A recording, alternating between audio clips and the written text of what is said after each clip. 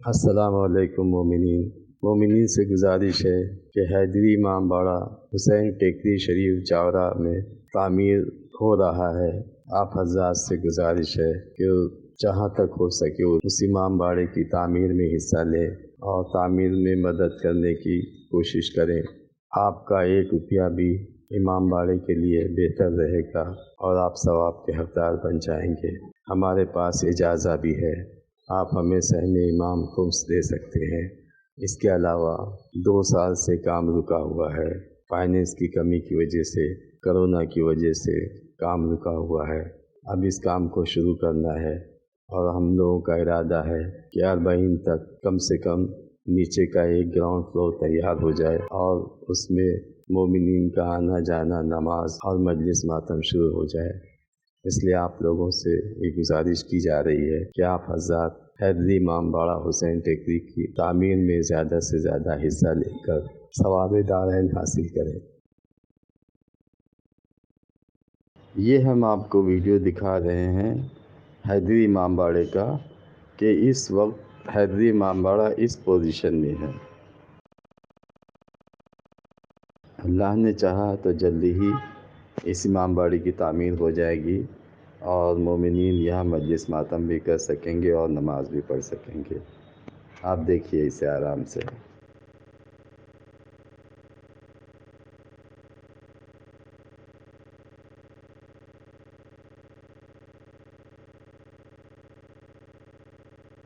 مومنین، ہمارا گوگل پے نمبر ہے 9220541108۔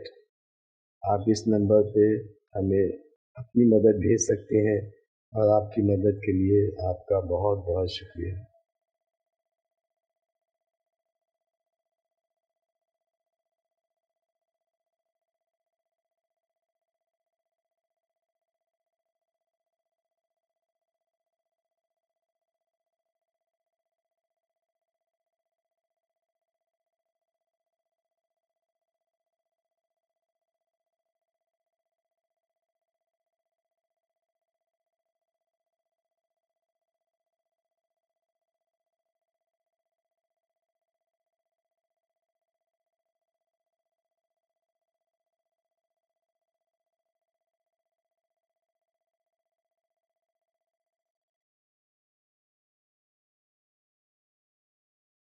وہ جو بیٹھا ہوا ہے، ٹھیک ہے فلاں کو نہیں مانتا اور فلاں کو نہیں مانتا، لیکن ہے تو شیعہ،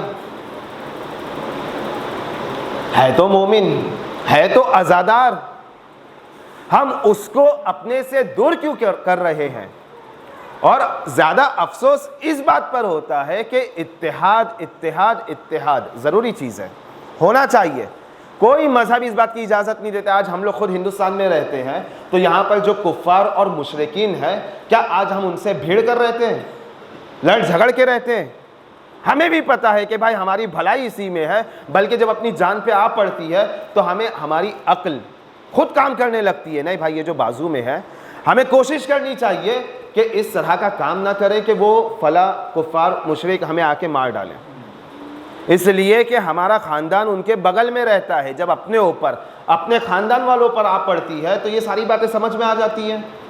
اس میں کوئی شک نہیں ہے کہ تولا اور تبرہ واجب ہے، لیکن اس میں بھی کوئی شک نہیں ہے کہ مولا یا ائمہ یا معصومین نے اس دور میں ہم پر تقیہ کو واجب کیا ہے۔ اس میں کوئی شک نہیں ہے، تقیہ واجب ہے آپ پر، ہم سب پر۔ جب تقیہ واجب ہے تو ہر جگہ واجب ہے، لیکن افسوس اس بات پر ہے کہ تقیہ ہوتا دشمنوں سے ہے، لیکن آج شیعہ آپس میں دوسرے شیعہ سے تقیہ کرنے لگا۔ واقعی افسوس کا مقام ہے۔ ہونا چاہیے دشمنوں سے تقیہ، لیکن ہوتا کہاں ہے تقیہ؟ ایک شیعہ دوسرے شیعہ سے تقیہ۔ جب بیٹھیں گے، یعنی ہم لوگ بھی جب کچھ لوگوں کے ساتھ بیٹھتے ہیں تو ان میں اس طرح کی بات ہوتی ہے، دیکھو وہ جو فلاں بیٹھے ہوئے نا وہ ان کو مانتے ہیں، وہ جو فلاں بیٹھے ہیں وہ ان کو مانتے ہیں۔ ان کے سامنے جائیں گے تو اس طرح کی بات نہیں کرنا، ان کے سامنے بیٹھیں گے اگر وہ اس طرح کی بات چھیڑیں گے تو جب ہم بھی مذہب کے نام پہ علماء کے بولنے پر، سب علماء اس طرح نہیں کرتے. یہ بات سب کے لیے جو ہے مسلم بھی ہے کہ ہوتے ہیں کچھ علماء جو اپنے فائدے کے لیے جو ہے غلط کام کر جاتے ہیں, لیکن کچھ علماء اللہ والے بھی ہوتے ہیں جو صرف اور صرف مذہب کی خاطر یا دین کی خاطر اپنی جانیں قربان کرتے ہیں. اور احادیث میں ایسے علماء کی فضیلت بھی آئی ہے اور ایسے علماء سے وابستگی کے لیے حکم بھی آیا ہے کہ آپ ایسے علماء سے جڑے رہیے. قیامت میں 3 چیزیں شکایت کرے گی, ان میں سے ایک ایسا عالم بھی ہوگا کہ جو واقعاً عالم دین کا درد رکھتا تھا لیکن لوگ اس کے پاس نہیں جاتے تھے, اس کو بیوقوف سمجھتے تھے. یہ سمجھتے تھے وہ بیچارہ دیکھو اللہ والا ہے, اس کو دنیا کی فکر نہیں ہے, آج کی سیاست نہیں پتہ ہے, وہ کیا ہمیں سدھارے گا. وہ فلاح کو دیکھو, انہیں کتنا درد ہے قوم کا, جبکہ یہ فیصلہ ہم اور آپ کرنے کے قابل اصلاً نہیں ہے, اس لیے کہ ہم دلوں کے حالات نہیں پڑھ سکتے ہیں. کون اللہ والا ہے؟ اسی لیے جب رسول کے بعد جانشین مقرر کرنے کی بات آئی تو یہ اختیار لوگوں کو نہیں دیا گیا. کیوں؟ اس لیے کہ ایسی کوالٹی, ایسی صلاحیت کہ جو لوگوں کو ہدایت کر سکے, اس کے لیے ضمیر کا پڑھنا, دل کا پڑھنا, دماغ کا پڑھنا بہت ضروری ہوتا ہے. دلوں کے حالات سے رسول اللہ واقف ہے. اسی لیے خدا بند عالم نے کہا یا ایھا الرسول بلغ ما انزل الیک من ربک, اے رسول وہ ذمہ داری کو پہنچا دیجئے جو ذمہ داری آپ کو خدا بند عالم کی طرف سے دی گئی ہے. وہ کون سی ذمہ داری تھی؟ رسول اللہ نے غدیر کے میدان میں ارشاد فرمایا علی کو دونوں ہاتھوں سے اپنے اوپر اٹھا کے. عام طور پہ جو تصویریں اسٹیٹس وغیرہ میں یا ایک دوسرے کو مبارکبادی پیش کرنے کے لیے بھیجی جاتی ہے تو اس میں پڑوس میں بتایا جاتا ہے کہ بازو میں کھڑے ہوئے اور ان کا ہاتھ پکڑے ہوئے ہیں, لیکن جو احادیث کے الفاظ ہیں ان میں رسول اللہ نے باقاعدہ ان کو جو ہے اوپر اٹھایا ہے, جس سے رسول اللہ کے بغل کی سفیدی, دونوں بغل کی سفیدی نظر آنے لگی تھی, جو احادیث کے الفاظ ہیں. تو بہرحال یہ ایک رائج ہے, لیکن یہ کہ اس کو سدھار کے احادیث کے مطابق ہم لوگ جو ہے ان تصویروں کو بھی بدل سکتے ہیں. تو رسول اللہ نے میدان غدیر میں کیا ارشاد فرمایا؟ من کنتو مولا فہذا علی مولا, جس کا میں مولا ہوں اس کا یہ علی مولا ہے. یہ ذمہ داری کوئی معمولی ذمہ داری نہیں تھی. یہی سوال بعد کے لیے بھی ہمارے پاس ہے. جب ائمہ معصومین علیہم السلام کا دور ختم ہوتا ہے, 12ویں امام غیبت میں جاتے ہیں, تو کیا اس شیعہ معاشرے کو, اس شیعہ فرقے کو, مذہب کو کسی ایسے شخص کی ضرورت ہے یا نہیں کہ جو ہماری ہدایت کا کام انجام دے؟ کہا حتماً یہ بھی ضرورت تھی, اور اس کے لیے ان کو انتظام کرنا بھی تھا. تو بہرحال یہ بھی ایک طویل گفتگو ہے, اس کو جو ہے کبھی اگر آئندہ میں موقع ملا تو اس کو بھی بیان کروں گا میں. تو عزیزان گرامی, آج ہمارے اپنوں سے تقیہ کرتے ہیں, اور کیوں نہ تقیہ کریں. بس ایک اچھا نقطہ جو کربلا سے اس کو ربط دے دوں, کیوں آپس میں ہم تقیہ نہ کریں, کیوں ہم آپس میں ایک دوسرے سے نہ ڈریں جب سوال ہی اس طرح کے ہوتے ہیں. اگر سوال اچھا ہوتا تو ہم آپس میں ایک دوسرے سے نہ ڈرتے. تو آپ بھی سوچیں گے کیا سوال ہونا چاہیے تھا. میں نے شروع سے جس طرح سے آپ کو یہاں تک کے لے کے آیا ہے کہ سوال یہ ہوتا ہے کہ آپ فلاح کو تو نہیں مانتے, آپ اتحاد کے تو مخالف نہیں ہیں, آپ اتحاد کو تو مانتے ہیں, آپ شیرازی کے تو ماننے والے نہیں ہیں, آپ خامنئی کے تو ماننے والے نہیں ہیں, آپ سستانی کے تو ماننے والے نہیں ہیں. اس طرح کے سوالات ہیں. تو کیوں آپس میں ڈر نہیں ہوگا؟ ڈر ہمارا کب مٹے گا؟ جب ہم سوال صحیح کریں گے. کیا سوال ہونا چاہیے؟ سوال یہ ہونا چاہیے کہ یہاں پر جتنے بیٹھے ہیں سب علی والے ہیں نا. سوال یہ ہونا چاہیے کہ یہاں پر جتنے بیٹھے ہیں سب حسینی ہیں نا. تو یقین کریے کہ سب لوگ پوری شجاعت کے ساتھ یہ جواب دیں گے کہ لبیک یا حسین.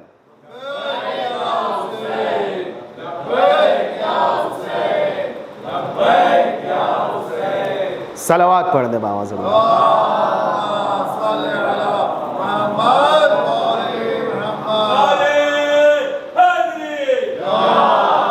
تو سمجھے سوال کرنے کا طریقہ بدلا جائے. اور یہ ہم اور آپ جو آپ عام طور پر سب مجلسیں سنتے ہیں، ان کے یہاں بھی شریک ہوتے ہیں، ان کے وہاں بھی شریک ہوتے ہیں، جہاں تک آپ سے ممکن ہو اس طرح کی مجلسوں کا بائیکاٹ کریں. جہاں پر اہل بیت علیہم السلام کی فضیلت، معصومین کی اہمیت بیان کی جاتی ہو، ویسی مجالس کو آپ اہمیت دیجیے، اور حق بھی یہی ہے. لیکن جہاں پر ایک مجلس میں ہم اپنے ہی والوں کو ذلیل کرنے اور رسوا کرنے پہ جو ہے پوری طرح سے بزید ہو جائے، تو ایسی مجلسوں کا بائیکاٹ کیجیے. ارے اس میں ہمارا کیا قصور ہے؟ قصور تو ان کا ہے جو پڑھ لکھ کر آتے ہیں اور یہاں پر لوگوں کو جو ہے گمراہ کرتے ہیں. غلط بات ہے یہ. اپنے آپ کو اتنا بھولا مت بتائیے آپ کہ آپ بے قصور ہیں، آپ کی کوئی غلطی ہی نہیں ہے. اگر ہم اپنے عام الفاظ میں بولیں تو اس طرح کہا جا سکتا ہے کہ دودھ پیتے بچے نہیں ہیں. ہر جگہ پہ دینی مسئلے میں جو ہے بالکل قائد اور رہبر بن کے آگے آگے کھڑے رہتے ہیں، یہ چیز غلط ہے، وہ چیز صحیح ہے، یہ چیز غلط ہے، وہ چیز صحیح ہے. جہاں پر جس کو دیکھو، حتیٰ کہ حقیقت میں جو میرا اپنا مشاہدہ ہے، میرا تجربہ ہے، وہ میں بتا رہا ہوں، حتیٰ کہ ابھی جن کو واقعاً تمیز نہیں ہے، عقل نہیں ہے، وہ لوگ بھی دینی مسئلے میں آ کے جو ہے ایک دوسرے سے بحث کرتے ہیں. اور یہاں پر آنے کے بعد ہماری کیا غلطی ہے؟ دیکھیں، میں نے پہلے بھی کہا، کچھ علماء اچھے ہوتے ہیں، کچھ علماء برے بھی ہوتے ہیں، اس میں کوئی کسی کو بھی شک نہیں ہے، سب کو یقین ہے اس بات کا. اور واقعاً وہ بھی انسان ہے، سب انسان ہے، اور غلطیاں سب سے ممکن ہے. امام کے بڑے بڑے صحابہ بھی جو ہے بعد میں گمراہ ہو گئے، بلکہ رسول اللہ نے خود کتنی حدیثوں میں ارشاد فرمایا کہ میرے بعد فلاں فلاں فلاں، کتنی مرتبہ کہا اتنی ہی مرتبہ میں آپ سمجھ جائیے گا کہ میرے بعد فلاں فلاں فلاں، ان لوگوں میں آپ لوگ شرک کو مشاہدہ کریں گے. بلکہ کچھ حدیثوں میں اس طرح سے بھی ارشاد ہے کہ یہ جو فلاں آدمی ہے نا، اس کی رگوں میں شرک چیونٹی کی رفتار سے چل رہا ہے. تو بہرحال جو رسول اللہ کے دور میں ایسی ذوات اور معصومین کے دور میں پوری طرح سے سدھر نہ سکے، اتنی اچھی صحبت ملنے کے بعد ان میں تبدیلی نہ آئی، تو آج کے دور میں ہم لوگ یا علماء لوگ جو معصومین کے دور سے اتنی دور ہے، وہ کیسے معصوم بن جائیں گے، پاک پاکیزہ بن جائیں گے، پوری طرح سے جو ہے دیندار ہو جائیں گے، اللہ والے ہو جائیں گے. دین اور دنیا ہمیشہ، دیکھیں آپ نے ہمیشہ جو ہے اس کے بارے میں بھی سنا ہوگا کہ جو علماء حکومت سے وابستہ ہو جائے تو ایسے علماء سے احادیث ہے، جو احادیث ہے میں ان کے الفاظ اور اس کا مفہوم اور اس کا معنی آپ کے سامنے پیش کر رہا ہوں. ایسے علماء سے کیا کرنا چاہیے؟ دوری، اجتناب. یہ والی بات آپ نے پہلے بھی سنی ہے نا، پہلی بار تو میں نہیں پڑھ رہا ہوں کہ یہ کہنے لگے لو آج ایک اور نئی بات سن لی ہم نے. تو جب احادیث میں خود ہماری ہدایت کی جا چکی ہے کہ آپ کو کس کے پاس جانا چاہیے، کس سے علم لینا چاہیے، کس کے پاس بیٹھنا چاہیے، جو برے علماء ہوتے ہیں ان کے پاس بیٹھنے سے سختی سے منع کیا گیا ہے، لیکن ہم لوگ کچھ چھوٹے موٹے دنیاوی فائدوں کی خاطر، قرآن مجید میں بھی کفار کے لیے، منافقین کے لیے، خاص کر منافقین کے لیے، کفار سے جو ہے قرآن کی آیتوں کا کوئی واسطہ نہیں، منافقین قرآن کی آیتوں کو چھوٹی چھوٹی قیمت میں بیچا کرتے تھے. اور کیوں نہ بیچتے؟ ان کو منافع مل رہا تھا، فائدے میں تھے، لیکن یہ ان کو لگ رہا تھا کہ وہ فائدے میں ہے، لیکن خدا نے کہا کہ وہ بڑے نقصان میں ہے. اسی طرح سے آج ہم بھی چھوٹے چھوٹے ایسے فائدوں کے لیے کہ جن کو ہم اپنا بہت بڑا فائدہ سمجھتے ہیں، لیکن حقیقت میں ہم اپنا بہت بڑا نقصان کر رہے ہیں. اب یہاں پر ایک حسینی کے ساتھ کیسا ہونا چاہیے؟ وقت ختم ہو رہا ہے اور چاہتا تھا کہ پورے جو اس مطلب کو آپ تک کے وضاحت کے ساتھ پیش کروں، جس سے آپ لوگوں کے لیے بھی جو آئندہ میں اس طرح کے ماحول کو فیس کرنے کے لیے ایک طاقت اور ایک یعنی وہ نیرو ہونی چاہیے.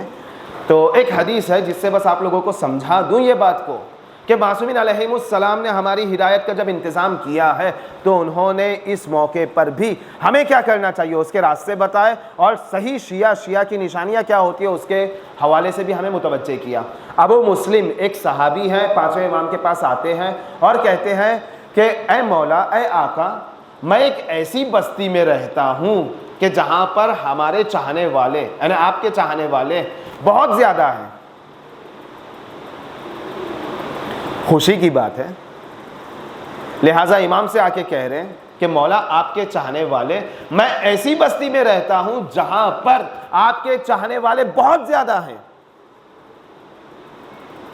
شاید ہو سکتا ہے ممبرا کی بات ہو رہی ہو، ممبئی کی بات ہو رہی ہو، شاید، اس لیے شاید کے ساتھ کہہ رہا ہوں. ہاں نسبت نہیں دے سکتے اس دور میں جو واقعات ہیں. تو بہرحال واقع ماحول یہی ہے. یہاں پر بھی کتنے ہیں علی کے شیعہ. خود آج جو ممبرا کا ماحول ہے عزاداری کا، واقعاً دیکھ کر خوشی ہوتی ہے، لیکن اس وقت تک خوشی ہوتی ہے جب تک کہ ہم معصومین کے کلام کو نہ پڑھیں. لیکن جب معصوم کا کلام پڑھ لیتے ہیں تو اس کے بعد دکھ ہوتا ہے کہ اتنے لوگ ہیں تو کس کام کے. آپ بھی بولیں گے عزادار کے خلاف ہو گئے، بے دین ہو گئے. نہیں، مولا کا کلام پڑھ رہا ہوں میں آپ کے سامنے. جب صحابی ابو مسلم امام باقر کے پاس آتے ہیں اور کہتے ہیں کہ آپ کے چاہنے والے اس بستی میں بہت زیادہ ہے جس بستی سے میں تعلق رکھتا ہوں، تو امام 3 سوال کرتے ہیں. اگر ان تینوں سوالوں کے جواب ہماری بستی میں موجود ہے تو ہم چاہنے والے ہیں، لیکن اگر موجود نہیں ہے تو ہم چاہنے والے نہیں. پہلا سوال، کیا اس بستی میں، دیکھیں توجہ کیجئے گا، جو امیر ہے وہ غریبوں کی مدد کرتے ہیں؟ دوسرا سوال، اس بستی میں جو طاقتور ہے وہ مجبوروں کو بخشتے ہیں؟ اور تیسرا سوال، پہلا سوال جو امیر ہے وہ غریبوں کی مدد کرتے ہیں. دوسرا سوال، جو طاقتور ہے وہ کمزوروں پر یا کمزوروں کو جو ہے معاف کرتے ہیں. اور تیسرا سوال بہت پیارا اور درس ہم لوگوں کے لیے اس میں ہے، حالانکہ سبھی جو ہے معصوم کا کلام ہمارے لیے درس ہے. تیسرا سوال اہم سوال ہے، سب توجہ دیجیے گا اور زیادہ زحمت نہیں دوں گا، جلدی سے جو ہے ختم کر دوں گا، وقت زیادہ ہو چکا ہے. تیسرا سوال اہم سوال، اور اسی موضوع سے، جس موضوع کو ابھی تک کہ میں نے آپ کے سامنے واضح کرنے کی کوشش کی ہے، کیا وہ لوگ آپس میں ایک دوسرے کے ساتھ بھائیوں کی طرح رہتے ہیں؟ مومنین کے لیے ہے، شیعوں کے لیے ہے. اب آپ سب خود سمجھ چکے ہوں گے کہ ہم میں سے، میں خود بھی، صرف آپ لوگوں کو نہیں بولوں گا کہ اوپر بیٹھا ہوں مائک ہاتھ میں ہے، نہیں، یعنی کمزوروں کے ساتھ جو ہے، جو طاقتور ہوتے جب بھی اوپر بیٹھے تو کمزوروں کے ساتھ ہونا چاہیے، تو میں بھی آپ کے ساتھ ہوں. یہ تینوں سوال کے بعد خود آپ اپنے ذہن میں، اپنے دل میں کیا سوچتے ہیں، کیا سمجھتے ہیں، کون کون شیعہ ہے؟ واضح ہو گئی بات. میں اس سے زیادہ اور کیا آپ کے سامنے جو ہے وضاحت کروں. لیکن واقعاً افسوس کا مقام ہے، کیا ہم لوگ آپس میں بھائیوں کی طرح زندگی گزارتے ہیں؟ یہاں پہ ایک اور افسوس کا مقام ہے، بہرحال اس کا بیان کرنا بھی جو ہے جگر کا کام ہے، اس لیے جو ہے، اور پڑوس میں جو ہے وہ گھر بھی ہے جہاں پر خواتین بھی ہے، خواتین کو لے کے جس میں ہم لوگ بھی ایک ذمہ داری اپنی نبھا سکتے ہیں. یعنی روز روز یعنی ایک ملانی ماں آتی ہے، ان کی مجلس مائک پہ، اور مائک پہ ہونے کے بعد بھی جو آواز اوپر تک کے نہیں آتی ہے، لیکن مجلس کے بعد جو نئی مجلسیں شروع ہوتی ہے یا نئی جو عزاداری ہوتی ہے، وہ ایک یعنی افسوس کا مقام ہے. یعنی روزانہ یعنی میں جب سنتا ہوں آج فلاں کے ساتھ جھگڑا ہو رہا ہے، فلاں کے ساتھ جھگڑا ہو رہا ہے نا، آج بھی آپ لوگوں نے کتنوں نے مشاہدہ کیا ہوگا اس بات کو کہ آج جو ہے ہاتھا پائی تک کی نوبت چلی گئی. اس میں ہم لوگوں کی، مردوں کی، اپنے گھر والوں کو مینٹین کرنے کے لیے بڑی ذمہ داری ہے. یہ عزاداری کا ماحول اچھے سے اچھا ہونا چاہیے، یہ خراب نہیں ہونا چاہیے. تو اس میں ہم سب کی بھی ذمہ داریاں، ہم لوگ آپس میں جو اس ذمہ داری کو بخوبی اس طرح سے نبھائیں کہ اس عزاداری کے، حالانکہ اس میں کوئی شک نہیں، میں نے اپنی پہلی مجلس میں بھی کہا تھا کہ عزاداری ہماری محتاج نہیں ہے، ہم خود عزاداری کے محتاج ہیں. اگر ہم کمال چاہتے ہیں تو ہمیں چاہیے کہ آ کر عزاداری کریں. تو کوشش کریں کہ یہ عزاداری ہمارے بعد آنے والی نسلوں کے لیے اس سے اچھے طور پر انجام پائے. تو اس کو سدھارنے کے لیے ہم مردوں کی جو ذمہ داریاں ہیں، جو لوگ اس بلڈنگ کے ہیں، خاص کر میں ان سے التماس کر رہا ہوں، ان سے درخواست کر رہا ہوں کہ ان چیزوں پر جس طرح سے ممکن ہو اپنے اپنے گھر میں اپنی جو خواتین ہیں، عورتیں، ان کو سمجھا کر، خاص کر جو یوتھ ہیں، بچیاں جو ابھی جوان ہیں، ان لوگوں کو اس طرح کی ذمہ داریاں دی جائے۔ اور تبرک اہم چیز ہے۔ اصل میں اکثر جو جھگڑا لفڑا وغیرہ جو ہوتا بھی ہے، جو میں نے نتیجہ لیا ہے اب تک کے، تو وہ ایک تبرک کی خاطر جو ہے اکثر ہوتا ہے، اس لیے کہ مجلس کے بعد میں جو ہے ذکر ختم ہو چکا، مصائب ختم ہو چکا، بچا تو کیا بچا؟ ایک ہی چیز بچی ہے۔ جب تبرک کی نوبت آتی ہے تو اس میں کوئی شک نہیں ہے، میں دوبارہ اس بات کو آپ سے کہہ رہا ہوں کہ تبرک کی اہمیت ہے، لیکن وہ حصہ کہ جس حصے کو چھین کر آپ اپنے لیے لے، اگر اس میں بھی آپ یہ نیت کر لے کہ یہ نیت دیکھیں، توجہ رکھیے گا، بہت اچھی چیز ہے تبرک، اس میں شفا ہے، اس لیے کہ نسبت امام حسین سے ہو گئی ہے۔ لیکن اگر یہ نیت ہو کہ یہ تبرک بھی جو میرے حصے کا ایک ہی آنے والا تھا، یہ بھی اگر کسی دوسرے تک پہنچ جائے تو کتنی اچھی بات ہے، کیا اس میں آپ کا ثواب بڑھے گا؟ نہیں۔ لیکن افسوس اس بات کا ہے کہ نیت یہ ہوتی ہے کہ 10 لوگوں کا حصہ بھی اگر میرے ہاتھ آ جائے تو کتنی اچھی بات ہے۔ افسوس ہے، واقعی افسوس ہے۔ اور ہم لوگ جو ہنس رہے ہیں، حقیقت میں ہنسنے کا مقام ہی ہے۔ ہم لوگوں کی، خاص کر شیعوں کی بلڈنگ ہے اور اچھی خاصی تعداد یہاں پر زندگی گزارتی ہے، لیکن جب ہم لوگوں کو لوگ دیکھتے ہیں اور تماشائی جس طرح سے جو ہے اکٹھے ہوتے ہیں، اور خاص کر ہماری بلڈنگ کی خواتین جو تماشا بن جاتی ہیں، افسوس کا مقام ہے۔ بہرحال وقت ختم ہو چکا ہے، بلکہ زیادہ ہو چکا ہے۔ ایک صلوات پڑھ دیں۔